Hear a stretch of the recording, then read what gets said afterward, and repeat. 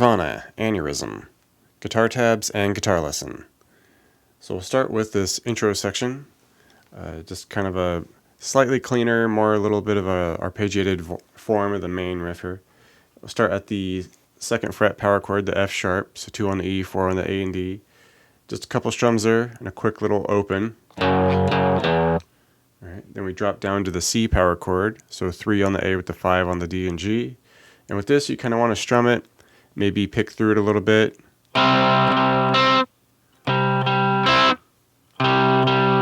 Something like that, like hit the bass notes, the A and the D string, and then kind of pick the G and maybe the B string with it on the 5s there. All right, then we just shift down a fret to the B at the 2 and the 4s.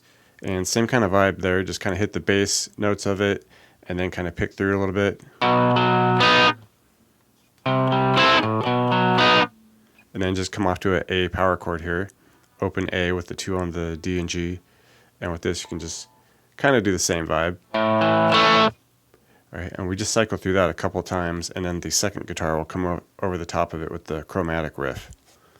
All right, so this lead scaling up Chromatic Riff, it's a little bit arbitrary, and it kind of varies throughout the various times we see it in the song. So this initial time, we always start here at the 3rd fret of the G, and this first time we just hang out there for 2 measures worth, and you just want to, give it a constant, vibrato here. All right, and you can pick along right on beat with it.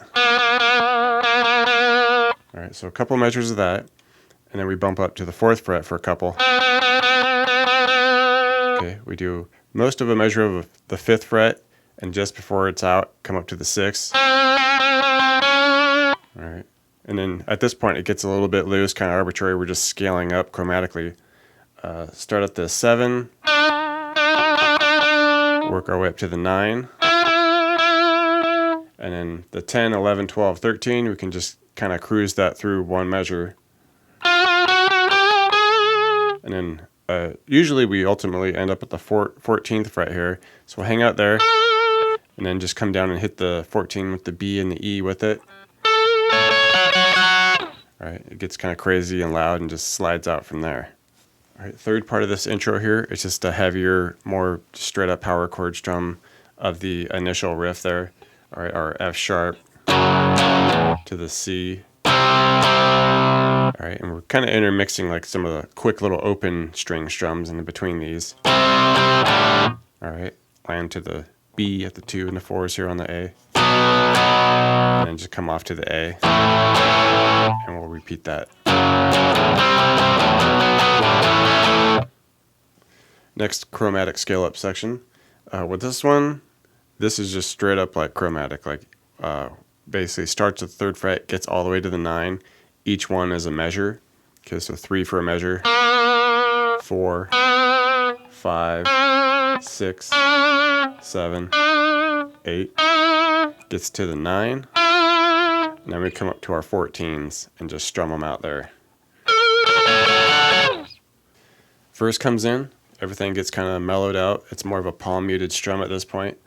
And at the very beginning of it, there's kind of 2 measures of this B power chord as like a buffer.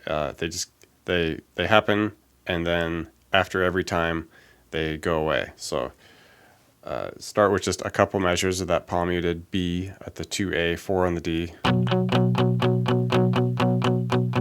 All right, and then we get into the official looped verse now, which is still at that B for a measure. And the second measure of it, we kind of split the measure half that style, kind of lightly coming off of the palm mute. And as we do, we add in some open B and E strings under it. And then we just switch to a D chord. And with this D chord, we just do a couple measures of some loose shuffle strumming. All right, and at that point, we start our loop. All right, the 2 measures of the B palm muted into that D chord. Chorus riff starts at that F sharp, the 2nd on the E with the 4 on the A and D. All right, now it just works its way up to the 4th fret for that G sharp. All right, and then comes up to the A for a few strums, the 5 and the 7s. Alright, up to the 6 for the A sharp, B flat. Gets up to the 7s now for the Bs. Alright, a few strums there. Now it starts working its way back down to that B flat at the 6, and then to a couple strums of that A at the 5. And then we just do a big slide up and out, kind of arbitrary, you know, maybe to the 14. No big deal.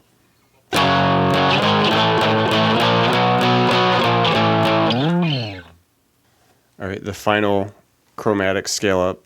This one is just, you know, pretty much straight up chromatic, just 1 fret at a time each measure.